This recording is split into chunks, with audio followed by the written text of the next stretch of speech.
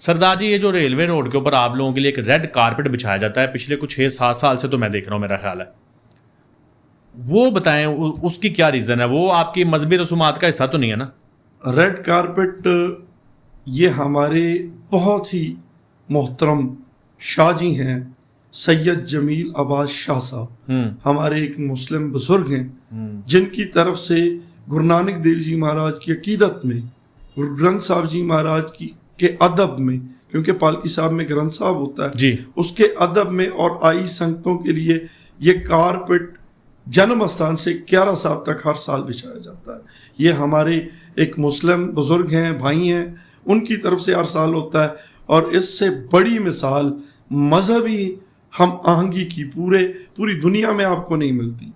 بالکل، یہ تو آپ نے جو بات بتائی ہے تو اس سے تو اس بات کی نفی ہوگی اگر کوئی کہتا ہے جی کہ مسلم جو ہیں وہ بڑے سخت ہیں، وہ کسی دوسرے کا وجود برداشت نہیں کرتے پاکستان میں، تو یہ تو سکھ مسلم دوستی کی اس سے بڑی مثال تو نہیں مل سکتی۔ سردار جی، تقریباً 1 کلومیٹر لمبا ایریا ہے یہ؟ نہیں، تقریباً یہ بن جاتا ہے 2.25 کلومیٹر تک۔ اچھا، 2.25 کلومیٹر تک وہ ریڈ کارپٹ بچتا ہے؟ وہ ریڈ کارپٹ بچتا ہے۔ بڑی بات ہے سردار جی، میں نے کافی، کتنے سال ہو گئے اس کو؟ یہ تقریباً 7 سال سے روٹین ہے۔